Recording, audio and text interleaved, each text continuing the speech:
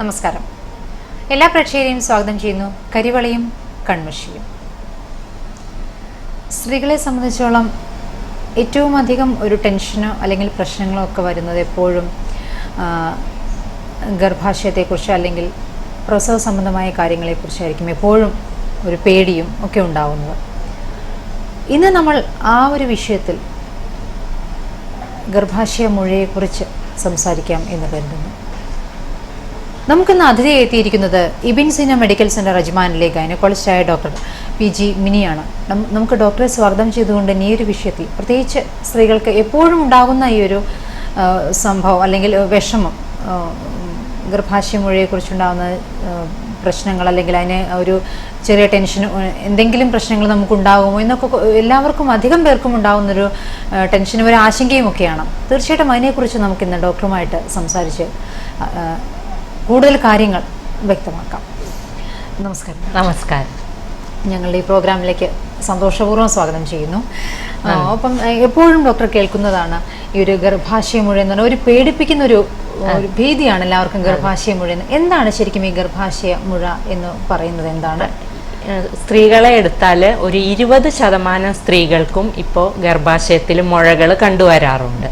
അപ്പം ഈ ഗർഭാശയ മുഴ കൂടുതലായിട്ട് കണ്ടുവരുന്നത് ഫൈബ്രോയിഡ് എന്നുള്ള രീതിയിലുള്ള മുഴയാണ്. മയോമ എന്നും പറയും. അത് ഗർഭാശയത്തിൻ്റെ മസിൽ ഭിത്തിയുണ്ട്, മസിൽ ഭിത്തിയിൽ വരുന്ന മുഴകളാണ്. അപ്പം ഈ മുഴകൾക്ക് ഏത് സ്ഥാനത്തും വരാം. ചിലപ്പോൾ ഗർഭപാത്രത്തിൻ്റെ മുകൾ ഭാഗത്ത് വരാം, വശങ്ങളിൽ വരാം, പിൻഭിത്തിയിൽ വരാം, മുൻഭിത്തിയിൽ വരാം, ഇല്ലെങ്കിൽ ഗർഭപാത്രത്തിൻ്റെ ഗളഭാഗത്ത് വരാം. ഈ ഫൈബ്രോയിഡ് എന്നുള്ളത് ഗർഭപാത്രത്തിൻ്റെ മസിൽ ഭിത്തിയിൽ നിന്നും വരുന്ന ഒരു മുഴയാണ്. ഇത് സാധാരണ രീതിയിൽ ക്യാൻസർ ആകാനുള്ള സാധ്യത നിസ്തുലവും കുറവാണ്. ഒരു 0.5% മാത്രമേ അത് ക്യാൻസർ ആവുള്ളൂ. പക്ഷേ അതിൻ്റെ വലിപ്പം, സ്ഥാനം എന്നിവയെ ആസ്പദമാക്കി അതിൽ നിന്നും നമുക്ക് പല പ്രശ്നങ്ങളും ഉണ്ടാകാറുണ്ട്. പല തരത്തിലാവും ഇതിൻ്റെ ബുദ്ധിമുട്ട്. ഇപ്പം ഇതിൻ്റെ സ്ഥാനം കൊണ്ട് ബുദ്ധിമുട്ടുകൾ വരാം, ഇതിൻ്റെ സൈസ് കൊണ്ട് ബുദ്ധിമുട്ടുകൾ വരാം. അങ്ങനെ പല പ്രശ്നങ്ങളും ഈ മുഴകൾ കൊണ്ട് ഉണ്ടാകാറുണ്ട്. ഇത് ചിലപ്പോൾ ഒരു ചെറിയ നെല്ലിക്കയുടെ വലിപ്പം മുതൽ വലിയ ഒരു 2 കിലോ 3 കിലോ വരെ വരാവുന്ന അത്രയും സൈസിൽ വ്യത്യാസങ്ങൾ വരാവുന്നത്. 1 മുതൽ 50 വരെ 60 വരെ എണ്ണം മുഴകൾ വരാം. പല രൂപത്തിൽ വരാം. ചിലപ്പോൾ ചെറിയ നെല്ലിക്ക പോലെയാകാം, ഓറഞ്ച് പോലെയാകാം, അല്ലെങ്കിൽ കാച്ചിലൊക്കെ ഇല്ലേ അതേപോലെയൊക്കെ ഉള്ള ഷേപ്പിൽ, പല ഷേപ്പിൽ വരാം. അതാണ്. അപ്പോൾ അങ്ങനെ പല വിധത്തിൽ വരും. അപ്പോൾ ഇതിനെ കൊണ്ടുണ്ടാകുന്ന ബുദ്ധിമുട്ടുകൾ മിക്കവാറും അതിൻ്റെ സ്ഥാനത്തെ ആസ്പദമാക്കിയായിരിക്കും. എവിടെയാണോ ഉള്ളതെന്ന് വെച്ചാൽ പൊതുവെ പറഞ്ഞാൽ ഇതിന് വരാവുന്ന ബുദ്ധിമുട്ടുകൾ ചിലപ്പോൾ നമുക്ക് വന്ധ്യത ഉണ്ടാക്കാം, ഗർഭാവണത്തിന് തടസ്സങ്ങൾ ഉണ്ടാക്കാം. അതെന്ന് പറഞ്ഞാൽ ഈ അണ്ടവാഹിനി കുഴലിൻ്റെ സൈഡിലേക്ക് ഒക്കെ വരുന്ന മുഴയാണെങ്കിൽ കൂടുതൽ അങ്ങനെയുള്ള ബുദ്ധിമുട്ടുകൾ ഉണ്ടാകാറുണ്ട്. പിന്നെ മെൻസസിലുള്ള അപാകതകൾ, മെൻസസിൽ ചിലപ്പോൾ മെൻസസിൻ്റെ അളവ് വല്ലാതെ കൂടാം. ഈ മുഴ ചിലപ്പോൾ ഗർഭപാത്രത്തിൻ്റെ ഉൾഭിത്തിക്ക് അടുത്താണ്. ഈ മെൻസസ് ആയിട്ട് വരുന്ന ബ്ലീഡിങ് ആയിട്ട് പോകുന്ന ആ സ്ഥലത്തിനോട് അടുത്താണെങ്കിൽ ആ മെൻസസിൻ്റെ സമയത്ത് ഹെവി ആയിട്ടുള്ള മെൻസസ് ഉണ്ടാകാനും കൂടെ കടുത്ത വേദന ഉണ്ടാകാനും സാധ്യതയുണ്ട്. അപ്പോൾ മെൻസസിലുള്ള അപാകതകൾ, ഹെവി ആയിട്ട് മെൻസസ് വരിക, പിന്നെ മെൻസസിൻ്റെ വേദന, ഇതെല്ലാം ഈ മെൻസസ് പരമായിട്ടുള്ള പ്രശ്നങ്ങളാണ്. പിന്നെ ചിലപ്പോൾ മെൻസസിൽ ക്രമം തെറ്റി വരാം. പിന്നെ ഇപ്പോൾ ഒരു മെൻസസ് കഴിഞ്ഞിട്ട് പിന്നെയും ബ്ലീഡിങ് ഉണ്ടാകുക, ചെറിയ ചെറിയ മെൻസസ് കഴിഞ്ഞിട്ടുള്ള ഇടവേളകളിൽ ചെറിയ ചെറിയ സ്പോട്ടിങ് ഉണ്ടാകുക, ഇങ്ങനെ വരാം. പിന്നെ ചില ആൾക്കാർക്ക് ഇതുകൊണ്ട് മൂത്രം പോകാനുള്ള ബുദ്ധിമുട്ട് എന്ന് വെച്ചാൽ ഈ ഗർഭപാത്രത്തിൻ്റെ മുൻഭിത്തി ബ്ലാഡർ, മൂത്രസഞ്ചിയാണ്, പിൻഭിത്തി മലാശയാണ്. അപ്പോൾ മുൻഭിത്തിയിലാണ് മുഴയുള്ളതെങ്കിൽ ഈ ബ്ലാഡറിനെ അത് പ്രസ് ചെയ്തിട്ട് മൂത്രം ചിലപ്പോൾ പോകാനുള്ള തടസ്സം, ചിലപ്പോൾ മൂത്രം പോകാൻ ബുദ്ധിമുട്ട്, കംപ്ലീറ്റ് ആയിട്ട് പോയില്ല എന്ന് തോന്നുക, അല്ലെങ്കിൽ ഇടയ്ക്കിടയ്ക്ക് മൂത്രം ഒഴിക്കണം എന്ന് തോന്നുക, പിന്നെ മൂത്രം ഒഴിക്കുമ്പോൾ ചിലപ്പോൾ വേദന, അല്ലെങ്കിൽ ചിലപ്പോൾ മൂത്ര തടസ്സം വന്നിട്ട് കംപ്ലീറ്റ് മൂത്രം പോകാതെ വരിക, ഇങ്ങനെയുള്ള പ്രശ്നങ്ങൾ ഇതുകൊണ്ടുണ്ടാകാം. പിന്നെ ഈ ഗർഭപാത്രത്തിന്റെ പിൻഭിത്തിയിലാണ് ഈ മുഴയുള്ളത് എന്നുണ്ടെങ്കിൽ ആ പിൻഭിത്തി മലാശയത്തിന്റെ ഫ്രണ്ട് ഭാഗമായിട്ട് വരും. അപ്പൊ അങ്ങനെ വരുമ്പോൾ മലം പോകാനുള്ള ബുദ്ധിമുട്ട്, മലം പോകുമ്പോൾ വേദന, അങ്ങനെയുള്ള അവസ്ഥകൾ വരാം. പിന്നെ ഈ ഗർഭപാത്രത്തിന്റെ ഉള്ളിൽ തന്നെ ഇത് തൂങ്ങി താഴേക്ക് വന്നതാണെങ്കിൽ അതിന് ഫൈബ്രോയിഡ് പോളിപ്പ് എന്ന് പറയും. അങ്ങനെ വരുമ്പോൾ ചിലപ്പോൾ ഇൻഫെക്ഷൻ ഉണ്ടാകാം, മെൻസസിൽ അപാകതകൾ ഉണ്ടാകാം, അല്ല ഡിസ്ചാർജ് കൂടുതലായിട്ട് വരാം, പിന്നെ വേദനകൾ വരാം. അല്ലെങ്കിൽ ചിലപ്പോൾ നമുക്ക് ഇങ്ങനെ വലിയൊരു മുഴ ഗർഭപാത്രത്തിൽ ഉണ്ടെങ്കിൽ ഒരു ഹെവിനെസ് പോലെ തോന്നും. വയറിന്റെ താഴെ ചിലപ്പോൾ നിലത്തിരിക്കുമ്പോഴൊക്കെ ഒരു ഹെവിനെസ് പോലെ തോന്നും. അപ്പൊ ഇങ്ങനെയൊക്കെ ഉണ്ടെങ്കിൽ, ഇതേപോലെ എന്തെങ്കിലും പ്രശ്നങ്ങൾ ഉണ്ടെങ്കിൽ, മെൻസസിലുള്ള അപാകതകള്, അല്ലെങ്കിൽ വയറുവേദന, മെൻസസിന്റെ സമയത്ത് വയറുവേദന, മൂത്രം പോകാനുള്ള ബുദ്ധിമുട്ട്, ഒരു വയറിനൊരു താഴ്ഭാഗത്ത് ഒരു ഹെവിനെസ് പോലെ വരിക, മലം പോകാൻ ബുദ്ധിമുട്ട്, ഇങ്ങനെ എന്തെങ്കിലും ഉണ്ടെങ്കിൽ നമുക്കിങ്ങനെ മുഴകൾ ഉണ്ടാകാൻ സാധ്യതയുണ്ട് എന്നൊന്ന് മനസ്സിലാക്കാം. പിന്നെ ഒരു ഇന്റേണൽ പരിശോധനയിലൂടെ നമുക്കത് ഉണ്ടോ ഇല്ലയോ എന്ന് സ്ഥിരീകരിക്കാൻ പറ്റും. പിന്നെ സ്കാൻ ചെയ്തിട്ട് അതിന്റെ സ്ഥാനം, എത്ര എണ്ണം ഉണ്ട് എന്നുള്ളതൊക്കെ സ്ഥിരീകരിക്കാൻ പറ്റും. അതുപോലെ ഇത് എന്തുകൊണ്ടാണ് ഈ മുഴകൾ വരുന്നത് എന്നെങ്കിലും അടിസ്ഥാന കാരണങ്ങളുണ്ട്? അടിസ്ഥാന കാരണം എന്ന് പറഞ്ഞാല് ഇപ്പൊ ഇതിന് പ്രത്യേകിച്ച് ഇന്നതുകൊണ്ട് ഈ ഇൻഫെക്ഷൻ വന്നതുകൊണ്ട് അങ്ങനെയൊന്നുമുള്ള കാരണങ്ങൾ ഫൈബ്രോയിഡിന് പറയാൻ പറ്റില്ല. പക്ഷെ ജനിതകമായ ചില കാരണങ്ങൾ കൊണ്ട് ഈ ഗർഭാശയ മുഴ വരാം. പിന്നെ നമുക്ക് കുട്ടികൾ ഇല്ലാതെ ഇരിക്കുന്ന ആൾക്കാർക്കൊക്കെ ചിലപ്പോൾ ഈ ഗർഭാശയ മുഴ വരാനുള്ള സാധ്യത കൂടുതലാണ്. നമ്മുടെ സഹോദരിമാർക്കോ അല്ലെങ്കിൽ അമ്മയ്ക്കോ ഒക്കെ മുഴയുണ്ടെങ്കിൽ അങ്ങനെയുള്ളവർക്കും ഭാവിയിൽ മുഴ വരാനോ അല്ലെങ്കിൽ ചിലപ്പോൾ മുഴ ഉണ്ടാകാനോ ഉള്ള സാധ്യതയും കൂടുതലുണ്ട്. അതുപോലെ ഈ ഒരു ഡോക്ടർ നേരത്തെ പറഞ്ഞ പോലെ ഒന്നോ അതിലധികമോ കാണാമെന്ന് പറഞ്ഞു. എപ്പോഴാണ് ഇതൊരു അപകടഘട്ടത്തിലേക്ക് പോകുന്നത്? കാരണം എപ്പോഴും ഗർഭാശയ മുഴ എന്ന് പറഞ്ഞാൽ പേടിപ്പിക്കുന്ന ഒരു കാര്യമായതുകൊണ്ട് ഇത് അങ്ങനെ ഒരു ഇത് പേടിക്കേണ്ട കാര്യമല്ല. ഇതുകൊണ്ടുള്ള എന്ന് പറഞ്ഞാൽ കഷ്ടപ്പാടുകൾ, ഇപ്പൊ മെൻസസിലുള്ള അപാകതകളും ബുദ്ധിമുട്ടുകളും, പിന്നെ വേദന, ഇൻഫെക്ഷന്, പിന്നെ ഗർഭിണിയാകാനുള്ള തടസ്സം, ഇങ്ങനെയൊക്കെ ഉള്ളത് വരുമ്പോ നമുക്കതൊരു നമ്മളെ അലോസരപ്പെടുത്തുമല്ലോ, നമുക്ക് ബുദ്ധിമുട്ടുണ്ടാക്കുമല്ലോ. അപ്പൊ അങ്ങനെ ബുദ്ധിമുട്ടുണ്ടാക്കുമ്പോഴാണ് നമ്മൾ അതിന് ചികിത്സ തേടേണ്ടത്.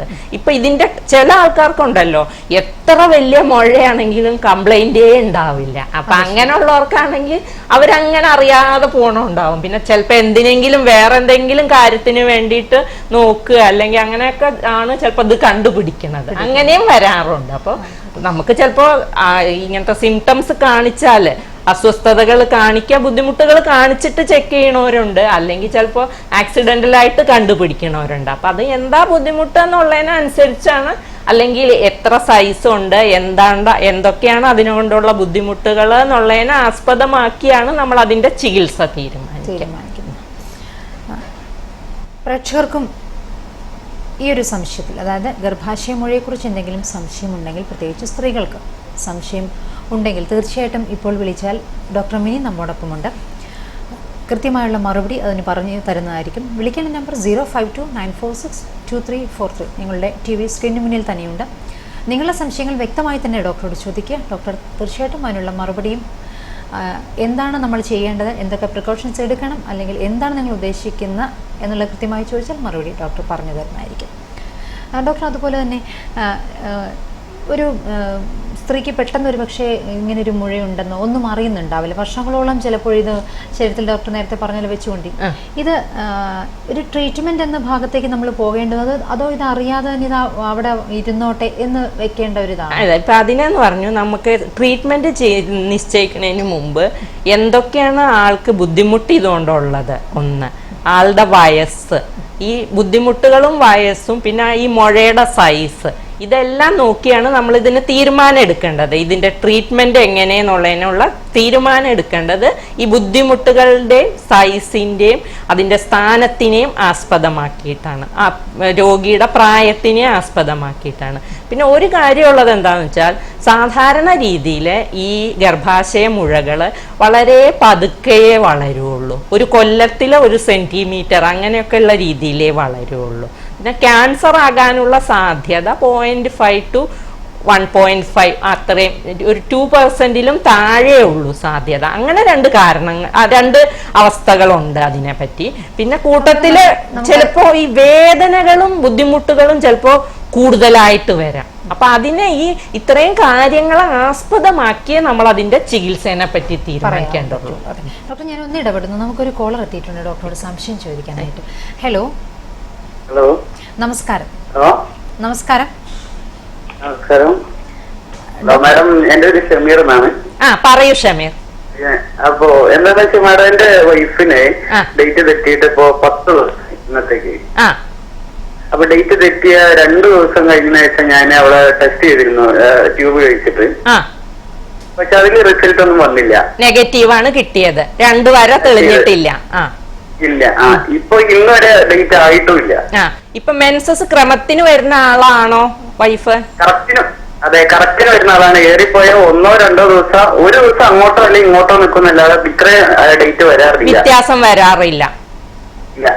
എത്ര വയസ്സുണ്ട്? 25. കുട്ടികളുണ്ടോ? ഇല്ല. 8 വർഷമായി കല്യാണം കഴിഞ്ഞിട്ട്. 8 വർഷമായി കല്യാണം കഴിഞ്ഞിട്ട് ഇതുവരെ കുട്ടികളായിട്ടുമില്ല? ഇല്ല. വേറെ അസുഖങ്ങൾ എന്തെങ്കിലും ഉള്ള ആളാണോ? തൈറോയിഡിന്റെ ബുദ്ധിമുട്ട്, ആസ്മ, അലർജി, ഷുഗർ എന്തെങ്കിലും ഉള്ള ആളാണോ? ഇല്ല, അങ്ങനത്തെ ഒരു അസുഖങ്ങളില്ല. കാരണം എന്ന് വെച്ചാൽ അതിന്റെ ടെസ്റ്റ് ഒക്കെ കഴിഞ്ഞിരുന്നു. അവിടുന്ന് നാട്ടിൽ നിന്ന് 9 മാസം മുമ്പാണ് അവൾ ഇങ്ങോട്ട് വന്നത്. അപ്പൊ അന്ന് ലാപ്രോസ്കോപ്പി ഒക്കെ ചെയ്തിട്ടാണ് ഇങ്ങോട്ട് വന്നത്. അവിടെ ഒരു പരപ്പനങ്ങാടി റെജീന മാഡം ഉണ്ട്, നഹാസ് ഹോസ്പിറ്റല്. അറിയാം, എനിക്കറിയാം, എന്റെ ക്ലാസ്മേറ്റ്. ഓക്കെ. അവർ ആ മാഡമാണ് അന്ന് ലാപ്രോസ്കോപ്പി ചെയ്തത്. ഇപ്പൊ നമുക്ക് ചെയ്യാവുന്നത് എന്താണെന്നറിയോ? ഇപ്പൊ നിങ്ങൾ യൂറിനിലല്ലേ ടെസ്റ്റ് ചെയ്ത് നോക്കിയത്? തെറ്റി, മെൻസസ് തെറ്റി 2ാമത്തെ ദിവസം യൂറിനിലാണല്ലോ ടെസ്റ്റ് ചെയ്ത് നോക്കിയത്. അപ്പൊ ഇനിയിപ്പൊ നമുക്ക് ഒന്നും കൂടെ ബ്ലഡ് ടെസ്റ്റില്, ബ്ലഡില് പ്രഗ്നൻസി ആണോ ഇല്ലയോ എന്നുള്ളത് ഒന്നും കൂടെ ടെസ്റ്റ് ചെയ്ത് നോക്കണം. ഓക്കെ. പിന്നെ പ്രഗ്നൻസി ആകാനുള്ള ചാൻസ് ഉണ്ടല്ലോ.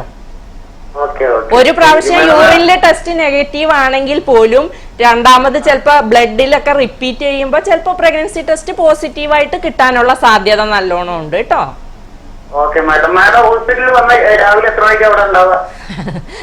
രാവിലെ 9 മണി മുതലുണ്ട്. വിളിച്ചതിൽ വളരെ നന്ദി. ഒപ്പം സംശയം മാറി എന്നും വിചാരിക്കുന്നു.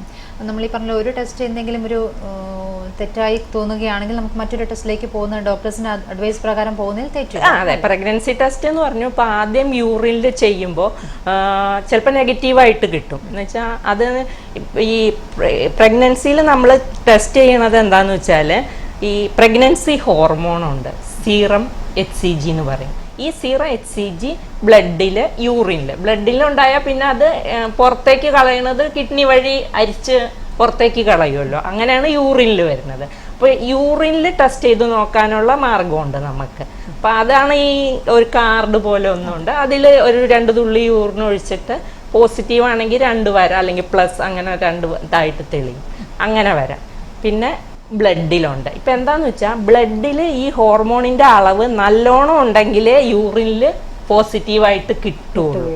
അപ്പോൾ ചിലപ്പോൾ ഈ മെൻസസ് കുറച്ച് 1-2 ദിവസം മാത്രമേ മാറിയുള്ളെങ്കിൽ ചില ആൾക്കാർക്ക് ചിലപ്പോൾ പ്രഗ്നൻസി ആയിട്ടുണ്ടെങ്കിൽ പോലും യൂറിനിൽ തെളിഞ്ഞ് കാണേണ്ട രീതിയിലുള്ള അളവിൽ ഹോർമോൺ ആയിട്ടുണ്ടാവില്ല, ഏർലി ആയിട്ടുള്ള പ്രഗ്നൻസി ആകുമ്പോഴേ. അപ്പം അങ്ങനെ വരുമ്പോൾ നമ്മൾ ആദ്യം ബ്ലഡിൽ ഒന്നും കൂടെ ടെസ്റ്റ് ചെയ്ത് നോക്കും, അല്ലെങ്കിൽ ഒരാഴ്ച കഴിഞ്ഞ് ഒന്നും കൂടെ യൂറിനിൽ റിപ്പീറ്റ് ചെയ്ത് നോക്കും. യൂറിനിൽ നെഗറ്റീവ് ആണെങ്കിൽ ബ്ലഡിൽ ഒന്നും കൂടെ റിപ്പീറ്റ് ചെയ്ത് നോക്കിയിട്ട് നമുക്ക് സ്ഥിരീകരിക്കാൻ പറ്റുള്ളൂ പ്രഗ്നൻസി ഉണ്ടോ ഇല്ലയോ എന്നുള്ളത്. ഇതൊക്കെ എന്ന് പറഞ്ഞാൽ പ്രഗ്നൻസിയുടെ തുടക്കത്തിൽ നമുക്കത്, ഏറ്റവും തുടക്കത്തിൽ ആ ഹോർമോണിന്റെ അളവിൽ വളരെ കുറവാണെങ്കിൽ യൂറിനിൽ നെഗറ്റീവ് ആകാം, ബ്ലഡ് ചെയ്യുമ്പോൾ ചിലപ്പോൾ പോസിറ്റീവ്, അങ്ങനെയൊക്കെ വരാം. ഡോക്ടർ, നേരത്തെ ഒരു ചോദ്യം നമ്മൾ ചോദിച്ചതിലേക്ക് ഒന്നുകൂടെ വിശദമായിട്ട് പോവുകയാണെങ്കിൽ, ഈ ഒരു ഗർഭാശയമൊഴി എന്ന് പറയുന്നത് ഗർഭിണികളാവാൻ തടസ്സം നിൽക്കുന്ന, അതിനു മുമ്പ് നമുക്ക് ഒരു കോളർ എത്തിയിട്ടുണ്ട്, പോയിട്ട് നമുക്ക് തിരിച്ചെത്താം. ഹലോ. നമസ്കാരം. പേര് പറയൂ, ആരാണ്? എന്റെ പേര് സിനി. സിനി എവിടെ നിന്ന് വിളിക്കുന്നു? ചോദിച്ചോളൂ, ഡോക്ടർ ഉണ്ടോ ഇവിടെ? Good afternoon doctor. Good afternoon Sini. Okay doctor, എനിക്ക് ഒരു കുട്ടിയുണ്ട്, കല്യാണം കഴിഞ്ഞിട്ട് 3 വർഷമായി. ഇപ്പൊ ഒരു കുട്ടിയുണ്ട്, അവന് 2.5 വയസ്സുണ്ട്. അത് കഴിഞ്ഞിട്ട് ഇപ്പൊ ഈയിടെയാണ് എനിക്ക് തൈറോയിഡിന്റെ പ്രോബ്ലം ഉണ്ടെന്ന് കണ്ടുപിടിച്ചത്. തൈറോയിഡിന്റെ ഹൈപ്പോ തൈറോയിഡിസം എന്നാണോ പറഞ്ഞത്? എന്താണ് ഡയഗ്നോസ് പറഞ്ഞത്? Hypo thyroidism. എന്നിട്ട് ഗുളിക കഴിക്കുന്നുണ്ടോ? ഉണ്ട്. ഞാനിപ്പോ 75 gram ടാബ്ലറ്റ് എടുക്കുന്നുണ്ട്. ആയിക്കോട്ടെ. അത് കഴിഞ്ഞിട്ട് അതിന്റെ കൂടെ എനിക്കിപ്പോ പോളിസിസ്റ്റിക് ഒവേറിയൻ സിൻഡ്രോമും ഉണ്ട്. മെൻസസിൽ അപാകതകളുണ്ടോ?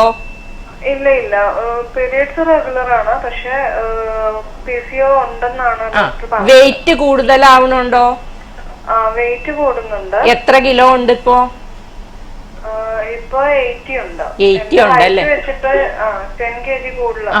അപ്പൊ 10 kg കൂടുതലുണ്ടല്ലോ. പിന്നെ മുഖത്ത് കുരുക്കൾ വരിക, ഹെയർ ഗ്രോത്ത് കൂടുതലായിട്ട് വരിക, അങ്ങനത്തെ എന്തെങ്കിലും പ്രശ്നങ്ങളുണ്ടോ?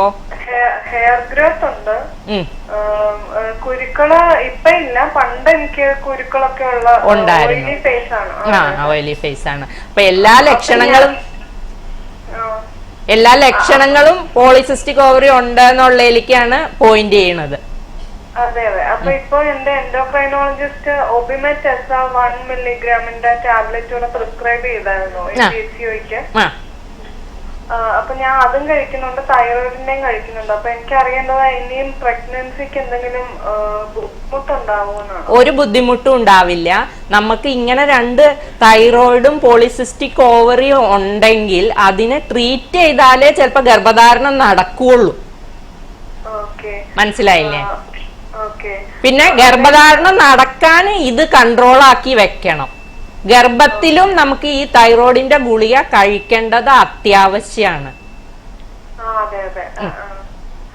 അതുപോലെ ഡോക്ടർ, ഇപ്പൊ പ്രഗ്നന്റ് ഇപ്പൊ സപ്പോസ് എനിക്ക് പീരിയഡ്സ് റെഗുലർ ആയതുകൊണ്ട് ഓവുലേഷൻ ഉണ്ടായിരിക്കോ ഇല്ലയോ എന്നുള്ളത് നമുക്കൊന്ന് സ്കാനും കൂടെ ചെയ്ത് നോക്കിയാൽ വളരെ വ്യക്തമായിട്ട് മനസ്സിലാക്കാൻ സാധിക്കും. അപ്പൊ ഇനി സപ്പോസ് ഞാൻ പ്രഗ്നന്റ് ആവുകയാണെങ്കിൽ എനിക്ക് തൈറോയിഡിന്റെ ടാബ്ലറ്റിന്റെ ഈ സെയിം കണ്ടിന്യൂ ചെയ്യുന്നതുകൊണ്ട് പ്രശ്നം കാണുമോ? സെയിം അല്ല, ചിലപ്പോ ഡോസിൽ വ്യത്യാസം വരുത്തേണ്ടി വരും. പ്രഗ്നൻസി ആയാലും നമ്മൾ ഒരിക്കലും തൈറോയിഡ് ഹൈപ്പോ തൈറോയിഡിസത്തിന് കഴിക്കുന്ന ഗുളിക നിർത്താൻ പാടില്ല.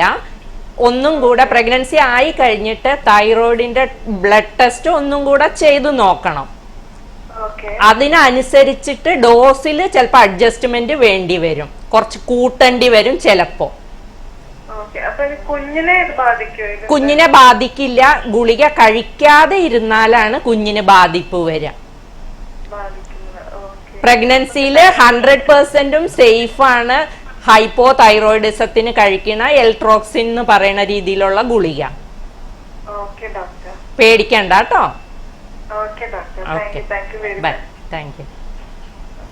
വിളിച്ചാലും വളരെ സന്തോഷം.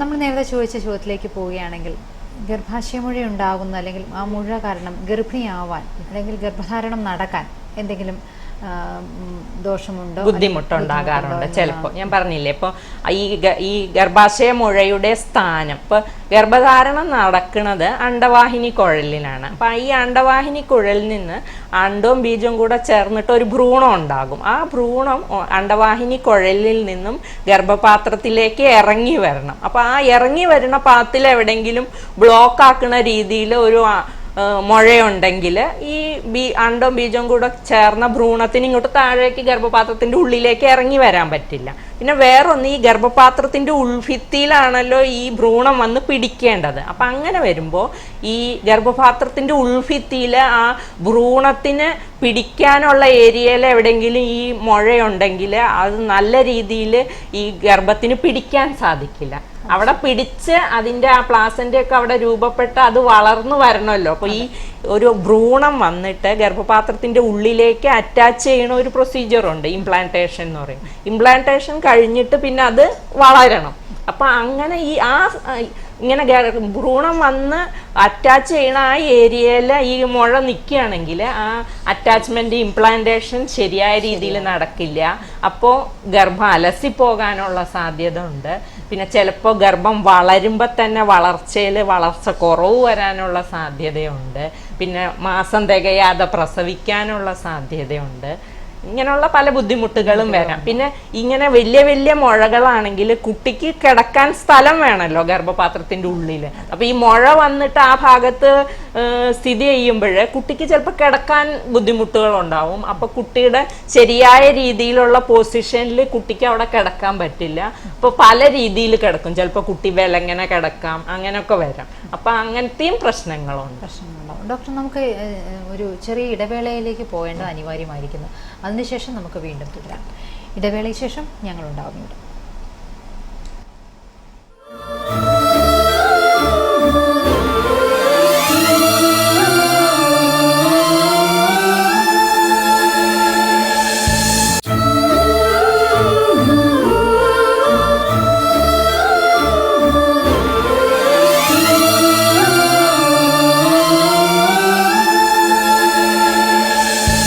NutriBoost, your daily fuel.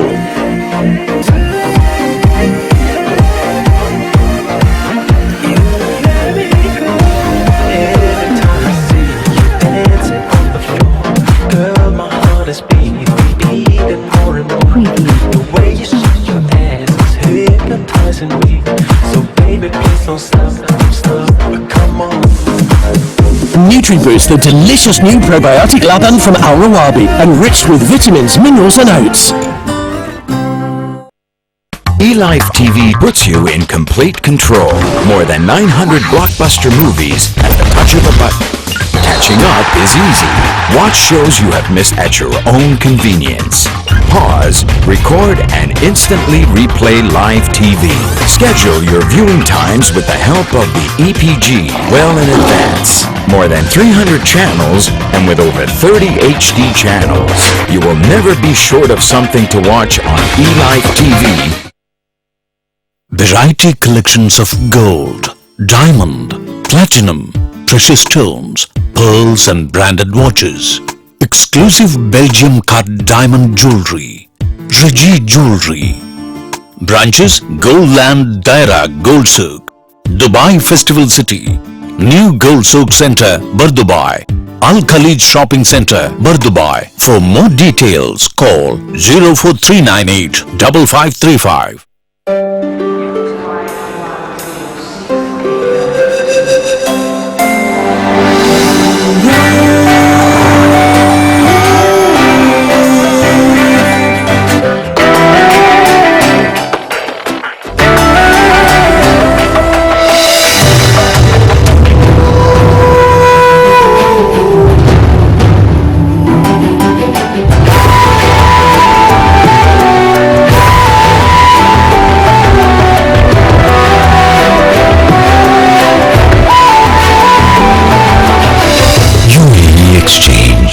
World's trusted money transferer. Sikkim Manipal University, offering weekend executive MBA programs at Wisdom Business School, Rakia Free Zone, MBA in Marketing, Healthcare, Finance, Banking, Retail Operations, Systems, TQM, Operations Research, Project Management, and HR. Contact classes, training programs, and seminars in Abu Dhabi, Sharjah, and Ras Al Khaimah. For details, Wisdom Business School, Rakia Free Zone. Phone 072432099. Visit www.rackcampus.com. Wisdom Education, where the quality is assured.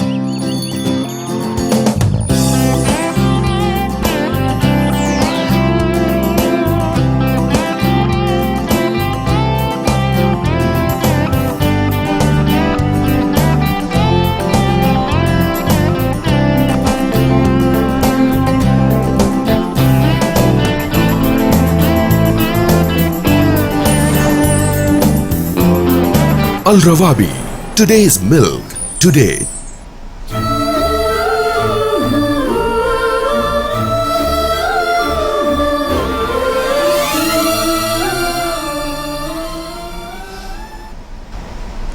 വീണ്ടും സ്വാഗതം ചെയ്യുന്നു കരിവളിയും കൺമഷിയും. സ്ത്രീകൾ, ഞാൻ നേരത്തെ പറഞ്ഞല്ലോ, സ്ത്രീകൾ ഏറ്റവും കൂടുതൽ അറിയാൻ ആഗ്രഹിക്കുന്ന ഒരു വിഷയം തന്നെയായിരിക്കും ഗർഭാശയ സംബന്ധമായ ഏത് അസുഖവും അതിൻ്റെ പരിഹാര മാർഗവും, അല്ലെങ്കിൽ എന്തുകൊണ്ടാണ് അങ്ങനെ വരുന്നത്, വന്നാൽ എന്ത് ചെയ്യണം എന്നുള്ള കാര്യങ്ങളൊക്കെ. ഇന്ന് നമ്മൾ സംസാരിക്കുന്നത് ഗർഭാശയ മുഴയെക്കുറിച്ചാണ്. നമുക്ക് ഗർഭാശയ മുഴയെക്കുറിച്ചും അത് വരാനുള്ള കാരണങ്ങൾ, അതിൻ്റെ ഉണ്ടാക്കുന്ന ബുദ്ധിമുട്ടുകൾ, അതിൻ്റെ പരിഹാരങ്ങൾ, തുടർന്നുള്ള നമ്മൾ എന്തൊക്കെ പ്രിക്കോഷൻസ് എടുക്കണം എന്നുള്ള കാര്യങ്ങളൊക്കെ വളരെ വിശദമായി നമുക്ക് പറഞ്ഞു തരാനാണ് നമ്മുടെ അതിഥി എത്തിയിരിക്കുന്നത് ഇബിൻ സീന മെഡിക്കൽ സെന്റർ അജ്മാനിലെ ഗൈനക്കോളജിസ്റ്റായ ഡോക്ടർ PG മിനിയാണ്. ഡോക്ടർ, നമ്മൾ നേരത്തെ സംസാരിച്ചതിൽ നിന്ന് നിർത്തിയിൽ നിന്ന് തുടങ്ങുകയാണെങ്കിൽ എൻ്റെ സംശയം ഇതായിരുന്നു, ഒരു ഗർഭാശയത്തിൽ മുഴയുണ്ടാകുന്ന ഒരു പെൺകുട്ടി അല്ലെങ്കിൽ ഒരു സ്ത്രീ ഗർഭിണിയാവാനുള്ള സാധ്യതയെക്കുറിച്ചാണ് ഡോക്ടർ പറഞ്ഞത്. അങ്ങനെ ഒരുപക്ഷെ അവരറിയാതെ തന്നെ ഗർഭാശയ മുഴയുണ്ടെന്ന് അറിയാതെ തന്നെ ഗർഭിണിയായി കഴിഞ്ഞാൽ പിന്നെ എന്തെങ്കിലും പ്രശ്നങ്ങൾക്ക് സാധ്യതയുണ്ട്? പിന്നെ പ്രശ്നങ്ങൾക്ക് ഇതാണ്, ഇതിന്റെ സ്ഥാനം വെച്ചുകൊണ്ട് ചിലപ്പോൾ ഗർഭം അലസി പോകാനുള്ള സാധ്യതയുണ്ട്, പ്രസവം ഡേറ്റിന് മുന്നേ വരാനുള്ള സാധ്യതയുണ്ട്. പിന്നെ ചിലപ്പോൾ ഈ കുട്ടിയുടെ കിടപ്പിലുള്ള ബുദ്ധിമുട്ടുകൾ വന്നിട്ട് പ്രസവമായിട്ട് നടക്കാൻ പറ്റാതെ വന്നിട്ട് സിസേറിയൻ ചെയ്ത് കുട്ടീനെ എടുക്കേണ്ടി വരാറുണ്ട്. ചിലപ്പോൾ ഒന്നും വരാറുമില്ല, അറിയാതെ. അത് ആ ഗർഭാശയത്തിന്റെ പുറത്ത് മുഴയുണ്ട്, അത് ആ സ്ഥാനം വെച്ചാൽ നമുക്ക് പറയാൻ പറ്റുള്ളൂ. സ്ഥാനവും അതിന്റെ എത്ര വലിപ്പം ഉണ്ട് എന്നുള്ളതും വെച്ചിട്ടേ നമുക്ക് പറയാൻ പറ്റുള്ളൂ. ഇപ്പൊ ഇന്ന ആൾക്ക് ഇതേപോലെയാണെന്നല്ല, ആ വ്യക്തിക്ക് ഇതിനെ കൊണ്ട് എന്തെങ്കിലും ബുദ്ധിമുട്ടുണ്ടാകുമോ എന്നുള്ളത് വെച്ച് പലരുടെയും പല രീതിയിലായിരിക്കും. പിന്നെ വേറൊരു കാര്യം കൂടെ ഉണ്ട്. അതിലേക്ക് ഒന്ന് വരുന്നതിന് മുമ്പ് നമുക്കൊരു കോളർ എത്തിയിട്ടുണ്ട് ഡോക്ടർ, സംശയം ചോദിക്കാനായിട്ട്. ഹലോ ഹലോ ഹലോ, നമസ്കാരം. നമസ്കാരം. പേര് പറയൂ. ഫാത്തിമ എന്നാണ് പേര്. ഫാത്തിമ. ഫാത്തിമ. ഫാത്തിമ, ഞാൻ ഒരു ചോദ്യം കൂടെ ചോദിക്കുകയാണ് ഇപ്പോൾ. അതായത് സാധാരണ നമ്മുടെ ഗർഭാശയത്തിൽ ഗർഭപാത്രത്തിൽ കാണുന്ന മുഴകളെ എന്താണ് പറയുക എന്നൊരു ചോദ്യം കൂടെ ചോദിക്കുന്നുണ്ട്. ഫാത്തിമയ്ക്ക് അറിയാമെങ്കിൽ ഇപ്പോൾ പറയാം, അല്ലെങ്കിൽ ഫാത്തിമയ്ക്ക് ഡോക്ടറോട് ചോദിക്കാൻ അറിയില്ല. ഓക്കെ, സംശയം ചോദിച്ചോളൂ ഡോക്ടറോട്. എന്താണ് വെള്ളപ്പൊക്കില്ലേ? ഡിസ്ചാർജ് പോലെ അല്ലേ? അപ്പൊ അത് പല കാരണങ്ങൾ കൊണ്ട് വരാം. ചിലപ്പോ ചില ആൾക്കാർക്ക് ഈ അണ്ടോൽപാദനം നടക്കുന്ന സമയത്ത് ഡിസ്ചാർജ് പോലെ വരാറുണ്ട്. അപ്പോൾ അല്ലെങ്കിൽ ചിലപ്പോൾ ഇൻഫെക്ഷൻ കൊണ്ട് വരാറുണ്ട്. അപ്പോൾ ഈ ഡിസ്ചാർജ് ഉണ്ടെങ്കിൽ അതിന് പ്രത്യേകിച്ച് സ്മെല്ലോ അല്ലെങ്കിൽ ബ്ലഡിന്റെ കളറോ ഒന്നും ഇല്ലെങ്കിൽ നമ്മൾ അങ്ങനെ പേടിക്കേണ്ടതില്ല. ഇല്ലാന്നുണ്ടെങ്കിൽ കൂടുതലായിട്ട് സ്മെല്ലും വേറെ ബുദ്ധിമുട്ടോ ചൊറിച്ചിൽ അങ്ങനത്തെ ഒക്കെ ഉണ്ടെങ്കിൽ മിക്കവാറും ഇൻഫെക്ഷൻ കൊണ്ടാകണം. അപ്പൊ ഇൻഫെക്ഷൻ എന്തെങ്കിലും ഉണ്ടോ എന്നുള്ളതൊന്ന് ചെക്ക് ചെയ്തിട്ട് അതിന് വേണ്ട മരുന്നെടുത്താൽ അത് മാറും.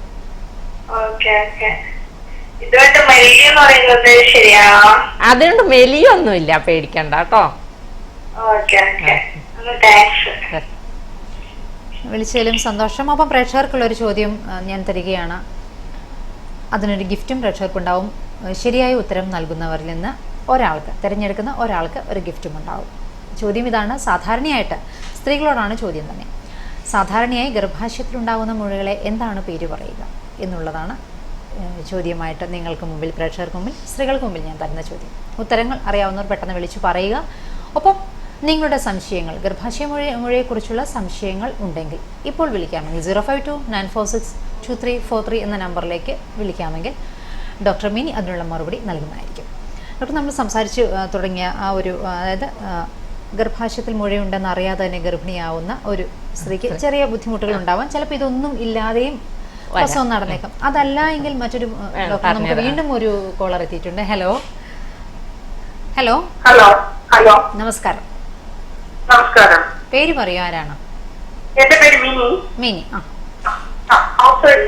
ഓക്കെ മിനി, ഡോക്ടർ സംശയം ചോദിക്കാനാണോ എങ്ങനെയാണ്? പറയൂ. അതോ നേരത്തെ ചോദിച്ച ഉത്തരത്തിന് ഉത്തരം പറയാൻ, ചോദ്യത്തിന് ഉത്തരമാണോ?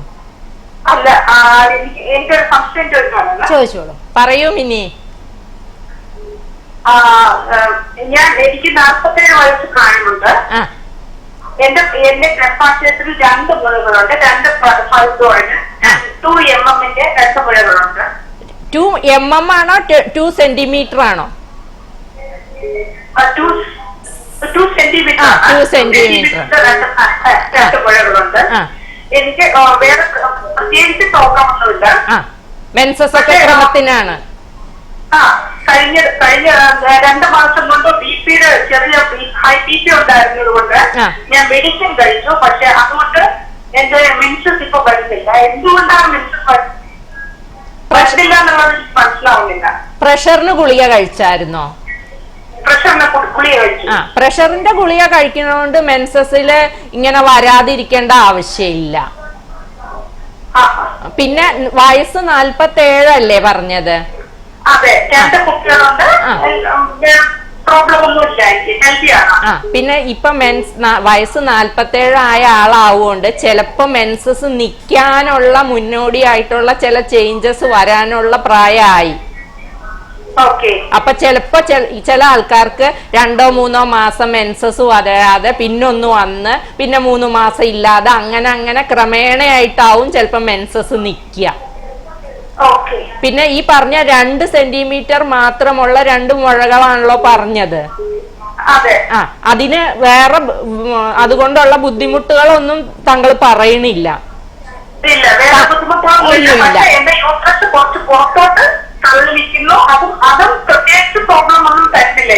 അപ്പൊ പേടിക്കൊന്നും വേണ്ട. ചിലപ്പോ നിങ്ങൾക്ക് ഈ മെൻസസ് അങ്ങ് നിക്കണതോടുകൂടി ഈ മുഴയുടെ സൈസ് ഇനിയും കുറയും. അപ്പൊ അതുകൊണ്ട് ഒരു 6 മാസം വെയിറ്റ് ചെയ്യുക. വേറെ എന്തെങ്കിലും സിംറ്റംസ് ഉണ്ടാകണുണ്ടോ നോക്കുക. ഇല്ലെങ്കിൽ 6 മാസം കഴിഞ്ഞിട്ട് ഒന്നും കൂടെ സ്കാൻ ചെയ്ത് മുഴ വലുതാകണമൊന്നും ഇല്ല എന്നുള്ളതൊന്ന് ഉറപ്പുവരുത്തിയാ മതി കേട്ടോ. പേടിക്കേണ്ട ആവശ്യമില്ല. ശരിയാണ്. എപ്പോഴും എല്ലാവർക്കും ഉണ്ടാകുന്ന ഒരു സംശയമാണ് ഈ ഒരു മുഴ എന്ന് പറയുമ്പോൾ. പലപ്പോഴും ഇത് മറ്റെന്തെങ്കിലും ആയിരിക്കും. കാരണം നമ്മളുടെ മനസ്സിലൊരു അങ്ങനെ വന്നു പോയിരിക്കുകയാണ് നമ്മുടെ മനസ്സിൽ. തീർച്ചയായിട്ടും ഞാൻ നേരത്തെ ചോദിച്ച ചോദ്യത്തിലേക്ക് വീണ്ടും വരികയാണ്. ഈ ഒരു അതായത് ഗർഭിണിയായി കഴിഞ്ഞിട്ട് മുഴയുണ്ട് എന്നറിഞ്ഞ് പ്രശ്നങ്ങളൊന്നുമില്ലാതെ പ്രസവം നടക്കുന്നവരുമുണ്ടാവാം. ഇനി അതല്ല എങ്കിൽ എന്തെങ്കിലും ഈ ഒരു പ്രശ്നമുണ്ട്, അല്ലെങ്കിൽ നമുക്കൊരു 7-8 മാസത്തിലൊക്കെയാണ് ഇങ്ങനൊരു അറിയുന്നത്, ഇങ്ങനെ മുഴയുണ്ട് എന്ന് അറിയുന്നതെങ്കിൽ നമുക്ക് മറ്റെന്തെങ്കിലും, അതായത് കുട്ടിക്കോ അമ്മയ്ക്കോ ഭീതിയാവുന്ന ഒന്നും വേണ്ട ആവശ്യമില്ല. പിന്നെ ഞാൻ പറഞ്ഞില്ലേ, ഇപ്പൊ ഇതൊക്കെ ഞാൻ പറഞ്ഞത് ഗർഭത്തില് മുഴയുള്ളപ്പോ ഈ കുട്ടിക്ക് ഉണ്ടാവുന്ന പ്രശ്നങ്ങളല്ലേ ഇപ്പൊ ഇതുവരെ പറഞ്ഞത്. ഇനി ഈ മുഴയ്ക്ക് എന്തെങ്കിലും ഉണ്ടാവുമോ ഗർഭായാല്? അങ്ങനെ തിരിച്ചൊന്ന് നോക്കാം. അപ്പൊ അങ്ങനെ വരുമ്പോ ഈ ഗർഭാവസ്ഥയില് ഈ മുഴ വലുതാകും. ഇപ്പൊ യൂട്രസ് വികസിച്ചിട്ട് കുട്ടീനെ ഉൾക്കൊള്ളുന്നുണ്ടല്ലോ. അപ്പൊ അതേ സമയത്ത് ഈ ഭിത്തിയിലാണ് ഈ മുഴയുള്ളത്. അപ്പൊ ഈ മുഴ സൈസ് വലുതാകും. പിന്നെ ഈ മുഴയിലുള്ള രക്തോട്ടത്തിന് ചില വ്യതിയാനങ്ങളൊക്കെ സംഭവിക്കും ഈ സൈസ് കൂടുന്നത് കൊണ്ട്. അപ്പൊ അതിന് ചില ചേഞ്ചസ് ഒക്കെ വന്നിട്ട് ചില ആളുകൾക്ക് വയറുവേദന വരും. വയറുവേദന, ചെറിയ പനി പോലെ അങ്ങനെയൊക്കെ വരാം. അപ്പൊ അതിന് വേണ്ട ആ ബുദ്ധിമുട്ടിനുള്ള ചികിത്സ മാത്രം കൊടുക്കും, നടക്കേണ്ടതുള്ളൂ. നമുക്കൊരു കോളർ കൂടി എത്തിയിട്ടുണ്ട്. ഹലോ നമസ്കാരം. നമസ്കാരം. പേര് പറയൂ. നസീമ. എവിടെ നിന്ന് വിളിക്കുന്നു? ദുബൈന്ന്. ഡോക്ടർ ചോദിച്ചോളൂ.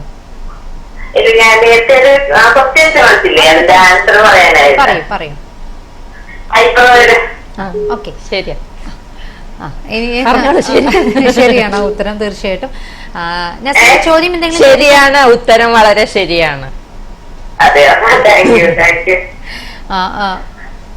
ക്വസ്റ്റ്യൻസ് എന്തെങ്കിലും, സംശയങ്ങൾ എന്തെങ്കിലും ഉണ്ടെങ്കിൽ ഓക്കെ ഫൈൻ. നമ്മൾ നേരത്തെ പറഞ്ഞ കാര്യത്തിലേക്ക് തിരിച്ചെത്തുകയാണ്. മുഴകൾ, അതായത് ഗർഭിണി ആയിക്കഴിഞ്ഞ് ഗർഭാശയം വികസിക്കുന്നതിനനുസരിച്ച് മുഴകളും വലുതായിരുന്നു എന്നാണ് ഡോക്ടർ പറഞ്ഞത്. അപ്പോഴുണ്ടാകുന്ന ബുദ്ധിമുട്ട് ഒരു പെയിനായിട്ട് വരാം. അപ്പൊ അങ്ങനെയൊക്കെ ഉള്ള ബുദ്ധിമുട്ടുകളും ഉണ്ടാവും. അപ്പൊ പെയിന് മാത്രമുള്ള ചികിത്സ നമ്മൾ കൊടുക്കും. പിന്നെ ഒരു മെഡിസിൻ ആയിട്ട് എടുത്താൽ മതി. മെഡിസിൻ ആയിട്ട് എടുത്ത് അതിന് വേണ്ട കാര്യങ്ങൾ നോക്കിയിട്ട് നമുക്ക് മനസ്സിലാകും, അതിന് വേണ്ട കാര്യങ്ങൾ ചെയ്യും. ഇനി ഈ ഗർഭം വളരാനുള്ള കാര്യങ്ങളും ഗർഭത്തിന്റെ എല്ലാ ചെക്കപ്പും ചെയ്യും. പിന്നെ പ്രസവ സമയത്താണ് ഈ മുഴ കൊണ്ടുള്ള ബാക്കി കിടപ്പിലൊക്കെ ഉള്ള വ്യത്യാസം കൊണ്ടുള്ള പ്രശ്നങ്ങൾ. അപ്പൊ അതും അതിന്റെ രീതിയിൽ ടാക്കിൾ ചെയ്യും. എന്ന് വെച്ചാൽ നോർമലായിട്ട് ഡെലിവറി ആകാൻ പറ്റണില്ലെങ്കിൽ സിസേറിയൻ ചെയ്തിട്ട് കുട്ടീനെ എടുക്കേണ്ടി വരും. അപ്പൊ അങ്ങനെ കുറെ മുഴകളുണ്ട്, കുട്ടി പ്രസവിച്ചു വരില്ല. അപ്പൊ നമുക്ക് സിസേറിയൻ ചെയ്ത് എടുക്കണം എന്നുണ്ടെങ്കിൽ ഇപ്പൊ സിസേറിയൻ ചെയ്യുമ്പോഴും ചില ബുദ്ധിമുട്ടുകളുണ്ട്. ഈ കൊച്ചിനെ ഇപ്പൊ ഗർഭപാത്രം മുറിച്ചിട്ടാണല്ലോ നമ്മൾ ഈ കുട്ടീനെ പുറത്തേക്ക് എടുക്കുന്നത്. അപ്പൊ ചിലപ്പോ ആ മുറിക്കണ ഭാഗത്ത് ഇങ്ങനെ ഈ മുഴകൾ ഉണ്ടാകും. ചിലപ്പോ നിറയെ മുഴകളൊക്കെ ഉള്ള ഗർഭപാത്രത്തിലാണെങ്കിൽ നമുക്ക് ഇത് മുറിക്കാൻ ഈ മുഴയുടെ മുകളിൽ കൂടെ ചിലപ്പോ മുറിക്കേണ്ടി വരും. പിന്നെ എന്നിട്ട് കുട്ടീനെ പുറത്തെടുക്കേണ്ടി വരും. എന്നിട്ട് പിന്നെ തയ്ച്ച് ചേർക്കണം, ഗർഭപാത്രം പിന്നെയും തയ്ച്ച് ചേർക്കും. അപ്പൊ ആ നമ്മൾ കട്ട് ചെയ്യണ ആ ഭാഗത്തുള്ള മുഴ മാത്രം നമ്മളപ്പോ റിമൂവ് ചെയ്യും. ഈ ഗർഭപാത്രത്തിൽ മുഴയുള്ള ഗർഭപാത്രത്തിൽ സിസേറിയൻ ചെയ്യുമ്പോൾ ചിലപ്പോൾ അധികമായിട്ട് ബ്ലീഡിങ് വരാനുള്ള സാധ്യതയുണ്ട്. ആ ഓപ്പറേഷൻ പ്രൊസീജിയർ ചെയ്യുമ്പോൾ കുറച്ച് ബുദ്ധിമുട്ടുകൾ ചെയ്യണ ഡോക്ടർക്ക് ഉണ്ടാകാം. അപ്പൊ നമ്മൾ ബ്ലഡൊക്കെ ഒന്ന് കരുതേണ്ടി വരും. അങ്ങനെയുള്ള പിന്നെ ഓപ്പറേഷൻ സമയത്ത് ബ്ലീഡിങ് കൂടാനുള്ള സാധ്യതയുണ്ട്. അപ്പൊ ആ റിസ്ക് മുൻകരുതലുകൾ എടുത്തിട്ട് വേണം ആ പ്രൊസീജിയർ ചെയ്യാൻ. പിന്നെ അത് കഴിഞ്ഞിട്ട് പ്രസവശേഷം ചിലപ്പോൾ ബ്ലീഡിങ് ഉണ്ടാവാനുള്ള സാധ്യത കൂടുതലാണ്. പിന്നെ ഗർഭപാത്രം ചുരുങ്ങി വരുമ്പോഴും ഈ മുഴയും ഇങ്ങനെ ഷ്രിങ്ക് ചെയ്യാൻ തുടങ്ങും. ഇപ്പോൾ പ്രസവമൊക്കെ കഴിഞ്ഞു കഴിഞ്ഞാൽ അത് സൈസ് കുറയാൻ തുടങ്ങും. അപ്പം അപ്പോഴും ചിലപ്പോൾ വേദനകൾ വരാം, അസ്വസ്ഥതകൾ വരാം, പ്രശ്നങ്ങളൊക്കെ ചെറിയതായിട്ട് ഉണ്ടാകാനുള്ള സാധ്യതയുണ്ട്. പിന്നെ ഈ മുഴയൊക്കെ ഉള്ളത് കൊണ്ട് ഓപ്പറേഷൻ ആണെങ്കിലും അല്ല നോർമൽ ഡെലിവറി ആയിട്ടാണെങ്കിലും ചിലപ്പോൾ ഇൻഫെക്ഷൻസ് വരാനുള്ള സാധ്യതകൾ കൂടുതലാണ്. അങ്ങനെ ചെറിയ ചില പ്രശ്നങ്ങളൊക്കെ കൂടുതലുണ്ട്. പ്രശ്നരഹിതമെന്ന് പറയാൻ പറ്റില്ല, അല്പമൊക്കെ കുറച്ച് ബുദ്ധിമുട്ടുകളുണ്ട്. പിന്നെ ഇത് കഴിഞ്ഞ് പ്രസവം കഴിഞ്ഞ് ഗർഭപാത്രം അതിന്റെ പൂർവ്വസ്ഥിതിയിലേക്ക് വന്നാൽ ഈ ഗർഭസമയത്ത് വലുതാവും ഞാൻ പറഞ്ഞില്ലേ മുഴ, ആ മുഴ അതിന്റെ പൂർവ്വ ഗർഭത്തിന് മുമ്പ് ഉണ്ടായിരുന്ന സൈസിലേക്ക് ചെറുതായി പോകും. നമുക്ക് വീണ്ടും ഒരു കോളർ എത്തിയിട്ടുണ്ട് ഡോക്ടർ. ഹലോ ഹലോ നമസ്കാരം. ഹലോ നമസ്കാരം, എന്റെ പേര് ഫാത്തിമ. ഫാത്തിമ, ഞാൻ ഷാർജയിലാണ് വിളിക്കുന്നത്. ഡോക്ടർ സംശയം ചോദിച്ചോളൂ, എന്താണ്? Doctor hello. ഹലോ പറയൂ ഫാത്തിമ. ഞാൻ ഷാർജയിലാണ് വിളിക്കുന്നത്. എന്റെ പേര് ഫാത്തിമ. ഞാൻ എനിക്ക് എന്റെ 2 ഡെലിവറി കഴിഞ്ഞു. എനിക്ക് 27 വയസ്സുണ്ട്. 27 വയസ്സല്ലേ? 2 ഡെലിവറിയുടെ സമയത്തും ഡോക്ടർ പറഞ്ഞിരുന്നത് യൂട്രസിൽ ചെറിയ തടിപ്പുണ്ടെന്നാ പറഞ്ഞിരുന്നു. യൂട്രസിൽ തടിപ്പുണ്ട് എന്ന് പറഞ്ഞിരുന്നു. അപ്പൊ ഞാൻ ഡെലിവറി സമയത്ത് അതിന്റെ സിസേറിയനായിരുന്നു, 2 സിസേറിയനായിരുന്നു. അത് പ്രീമച്ചുർ ആയിരുന്നു. അപ്പൊ ഡോക്ടർ പറഞ്ഞാൽ ഈ തടിപ്പ് കാരണം പിന്നെ ഇനി ഡെലിവറിക്ക് നോക്കണ്ട, പിന്നെ ഇനി പിന്നെ യൂട്രസും ഭയങ്കര തിന്നാന്നാ പറഞ്ഞിരുന്നത്. അതെ.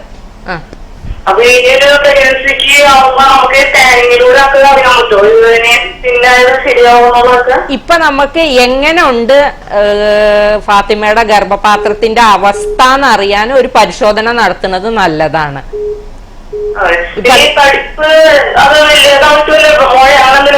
എന്താണെന്നുള്ളത് നമുക്ക് നോക്കിയാലല്ലേ മനസ്സിലാകുള്ളൂ. ഇപ്പൊ ഫസ്റ്റ് പ്രഗ്നൻസി എന്റെ 10ാമത്തെ വയസ്സിലായിരുന്നു. അത് കഴിഞ്ഞ് ഇപ്പൊ അടുത്തത് 24ാമത്തെ വയസ്സിലായിരുന്നു. അപ്പൊ 2ലും പറഞ്ഞിരുന്നു ഈ തടിപ്പുണ്ട് എന്നുള്ളത് ഗർഭസമയത്ത് പറഞ്ഞിട്ടുണ്ട് അല്ലേ? ഇപ്പൊ മെൻസസിൽ എന്തെങ്കിലും ബുദ്ധിമുട്ടുകളോ അളവ് കൂടുതലോ വേദനയോ അങ്ങനത്തെ നല്ല വേദന ഉണ്ട് അല്ലെ? അപ്പൊ ഫാത്തിമയ്ക്ക് ചെയ്യാവുന്നത് നമുക്കൊന്ന് സ്കാൻ ചെയ്ത് നോക്കിയിട്ട് ഇപ്പൊ എങ്ങനെ ഉണ്ട്, മുഴയാണോ അല്ലെങ്കിൽ കുഞ്ഞുതാണോ വലുതാണോ എന്താണ് എന്നുള്ളത് നമുക്ക് ഒന്നും കൂടെ സ്ഥിരീകരിക്കാം. എന്നിട്ട് അത് കഴിഞ്ഞിട്ട് നമുക്ക് എങ്ങനെയാണ് ഗർഭമാകാനുള്ള സാധ്യതകൾ എങ്ങനെയാണെന്നുള്ളതും കൂടെ ഒന്ന് നോക്കാവുന്നതേ ഉള്ളൂ കേട്ടോ. പിന്നെ വിളിച്ചത് വളരെ നന്ദി ഫാത്തിമ. പ്രശ്നങ്ങൾ അല്ലെങ്കിൽ സംശയം ദൂരീകരിച്ചു എന്ന് ഞാൻ വിശ്വസിക്കുന്നു. നമ്മൾ നേരത്തെ പറഞ്ഞതിലേക്ക് തിരിച്ചു വന്നാൽ ഈ മെൻസസിൻ്റെ കാര്യം പറഞ്ഞപ്പോൾ അത് മെൻസസിൻ്റെ ക്രമം തെറ്റിയുള്ള ഈ മെൻസസ് മുഴയുണ്ടാകാനുള്ള അല്ലെങ്കിൽ മുഴയുണ്ടായതുകൊണ്ടാണ് മെൻസസ് ഇങ്ങനെ വരുന്നത് എന്ന് നമുക്ക് പറയാൻ സാധിക്കും. ഈ നമ്മുടെ മെൻസസ് ആകണത് എന്ന് പറഞ്ഞാലുണ്ടല്ലോ അതിന്റെ പ്രൊസീജിയർ എന്താന്നുള്ളത് നമുക്ക് ആദ്യം മനസ്സിലാക്കാം. ഈ ഗർഭപാത്രത്തിന്റെ ഉൾഭിത്തി മാസത്തില് കറക്റ്റായിട്ട് വലുതായിട്ട് അത് ഗർഭധാരണ ആയില്ലെങ്കിൽ ആ ഭിത്തി മെൻസസ് ആയിട്ട് പുറത്തേക്ക് പോവുകയാണ്. അതാണ് ഈ മെൻസ്ട്രുവേഷൻ എന്നുള്ള ആ ഒരു പ്രക്രിയ നടക്കുന്നത്. അപ്പൊ ഗർഭപാത്രത്തിന്റെ ഉൾഭിത്തി നമ്മുടെ ഒരു തിന്നായിട്ടുള്ള കുറെ ബ്ലഡ് വെസൽസും അങ്ങനെയൊക്കെ ഉള്ള എല്ലാം കൂടെ ഉള്ള ഒരു ഭിത്തിയാണത്. അതാണ് ഓരോ മാസവും കുട്ടി വരികയാണെങ്കിൽ കുട്ടി ഗർഭധാരണ ആവുകയാണെങ്കിൽ ആ കുട്ടീനെ ഉൾക്കൊള്ളാനുള്ള ഒരു ബെഡായിട്ട് അത് തീരാൻ വേണ്ടിയിട്ടുള്ളതാണ്.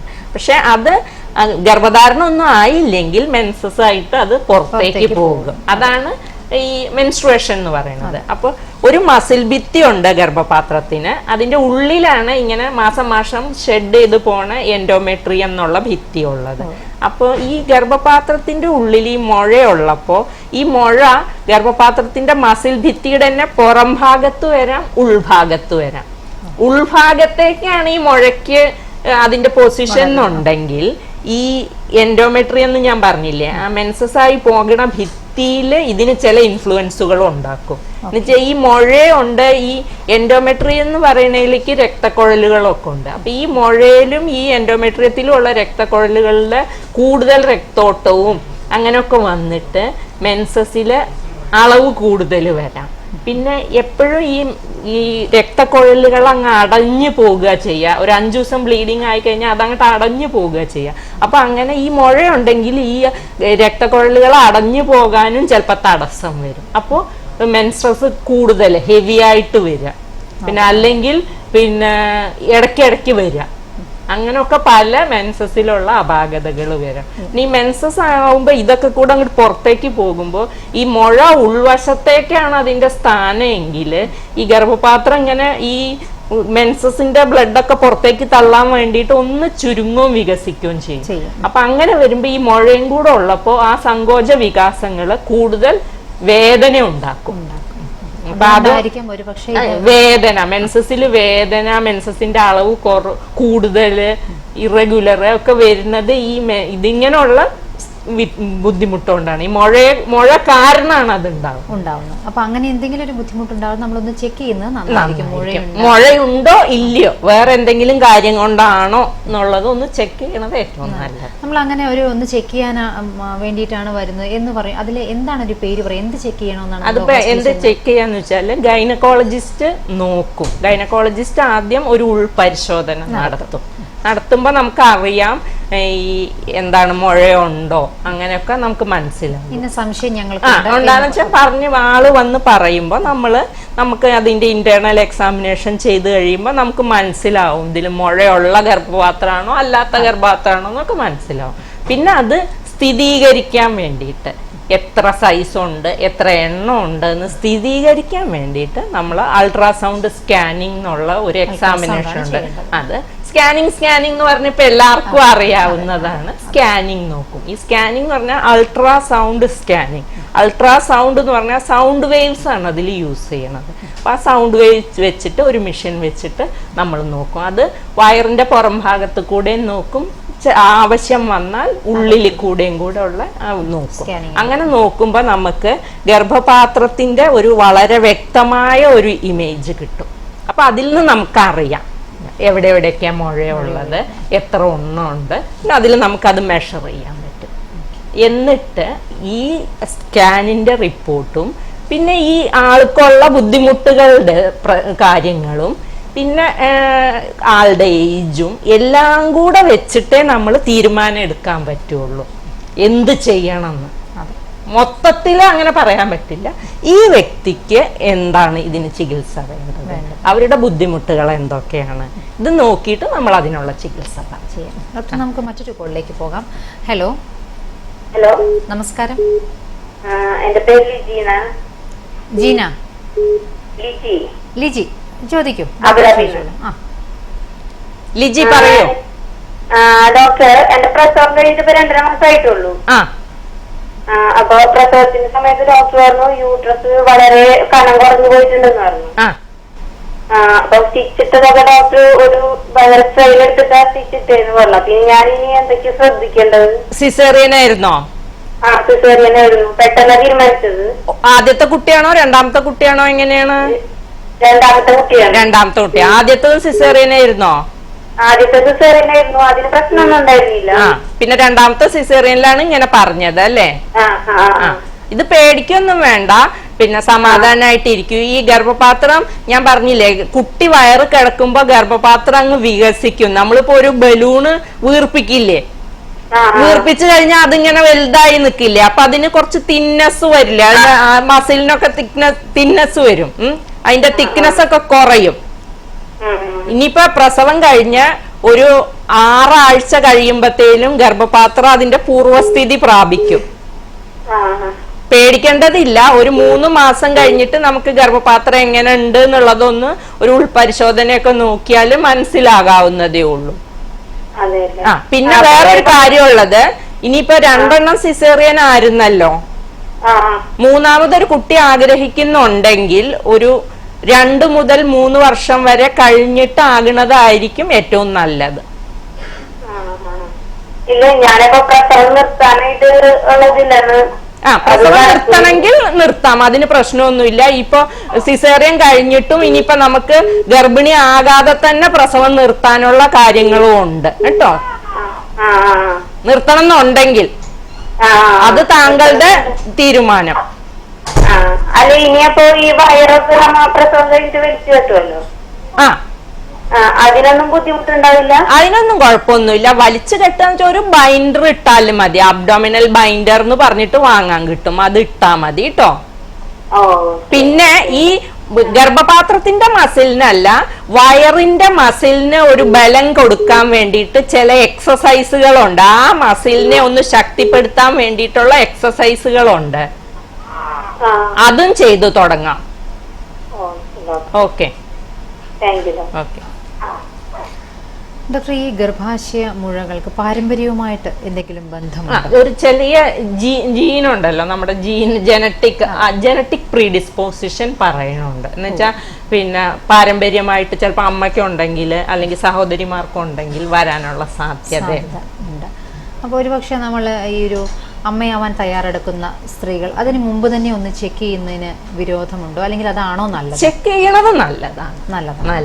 അതായത് ഒരു പ്രിക്കോഷൻ എന്തെങ്കിലും ഉണ്ടോ ഇല്ലയോ എന്നുള്ളത്. ചിലപ്പോൾ അങ്ങനെ പലരും ഇങ്ങനെ ചെക്കപ്പിന് വരുമ്പോഴാണ്, നമ്മളിപ്പോൾ 2 കൊല്ലമായി കല്യാണം കഴിഞ്ഞിട്ട് ഞങ്ങളൊന്ന് ചെക്കപ്പ് ചെയ്യാൻ വേണ്ടിയിട്ട് വരികയാണെന്ന് പറഞ്ഞിട്ട് ഇപ്പം 3 ദിവസം മുമ്പ് അങ്ങനെ ഒരാൾ വന്നപ്പോൾ നോക്കുമ്പോൾ ഇതേപോലെ ഇത്രയും വലിയൊരു മുഴ ഗർഭപാത്രത്തിന്റെ മുകളിലുണ്ട്. പക്ഷെ അവർക്ക് കംപ്ലൈന്റ് ഒന്നുമില്ല, നോക്കിയപ്പോ കണ്ടതാണ്.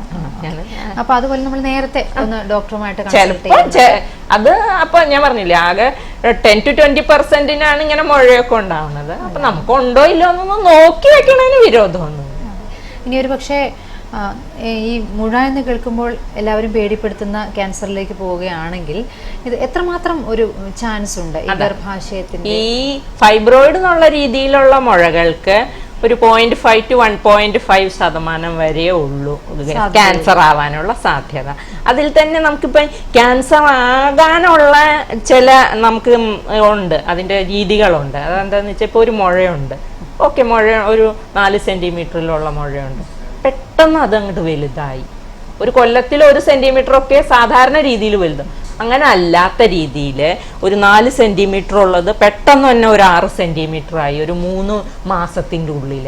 പിന്നെ അതുവരെ വേദനയൊന്നും ഇല്ലാത്ത ആൾക്ക് പെട്ടെന്ന് ഈ മുഴയിൽ ഒരു ഭയങ്കര വേദനയൊക്കെ വരിക, പെട്ടെന്ന് ഇതിന് വലിപ്പം കൂടുതലാവുക. അങ്ങനെ വന്നാൽ മാത്രമാണ് ഈ ഫൈബ്രോയിഡുകളൊക്കെ ക്യാൻസറായി തീരുന്നത്. അപ്പം നമുക്ക് വേറൊരു കോളിലേക്ക് കൂടെ പോവാം. ഹലോ, നമസ്കാരം. പേര് പറഞ്ഞു. ചോദിച്ചോളൂ, എന്താണ്, എവിടെ നിന്നാണ് വിളിക്കുന്നത്?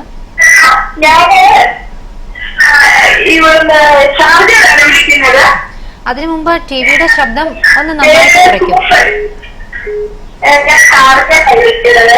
ടിവിയുടെ ശബ്ദം കുറയ്ക്കും.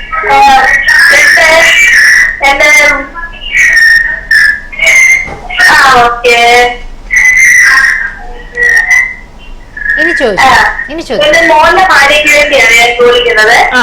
അവളിപ്പോ 4 മാസം പ്രഗ്നന്റ് ആണ്. അപ്പൊ ഈ കഴിഞ്ഞ മാസം അല്ല ഇപ്പം ഇന്നലെ പറയൂ. അപ്പൊ ഇന്നലെ സ്കാൻ ചെയ്തു. അപ്പൊ നേരത്തെ പറഞ്ഞിരുന്നു ഒരു ഫൈബ്രോയിഡ് ഉണ്ടെന്ന്, ചെറുതായിരുന്നു. അപ്പൊ ഇപ്പൊ അത് വളർന്നിട്ടുണ്ട്. 6 സെന്റിമീറ്റർ കൂടുതലായിരുന്നു പറയുന്നുണ്ട്. ഞാൻ നമ്മുടെ നാട്ടിലാണ്, ഇങ്ങോട്ട് വരണമെന്ന് വിചാരിച്ചിരിക്കുകയായിരുന്നു. ഈ മാസം കൊണ്ടുവരാൻ വേണ്ടി ഇരിക്കുകയായിരുന്നു. അപ്പൊ ഇനി ഡോക്ടർ പറഞ്ഞത് പോകണ്ട എന്നാണ്. അപ്പം അതിന് എന്തെങ്കിലും പ്രശ്നം ഉണ്ടാവുമോ അതൊക്കെ അറിയാൻ വേണ്ടി, ഇനി അത് വളർത്താൻ ഉണ്ടാവുമോ? ഇല്ല, ഇപ്പൊ എന്താന്നറിയോ, ഈ ഗർഭത്തില് ഞാൻ പറഞ്ഞല്ലോ മുഴയുണ്ടെങ്കിൽ ഗർഭപാത്രത്തില് മുഴയുള്ള ആള് ഗർഭിണിയാകുമ്പോ ഈ ഗർഭപാത്രം വികസിക്കുന്നതിനനുസരിച്ച് ഈ മുഴയ്ക്കും സൈസ് കൂടും.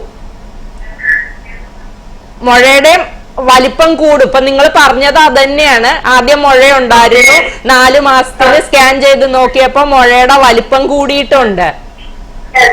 അത് നോർമലായിട്ട് വരുന്ന സംഭവം തന്നെയാണ് ഗർഭത്തില് മുഴയുള്ളവർക്ക് അതിന്റെ സൈസ് കൂടും, പേടിക്കേണ്ടതില്ല.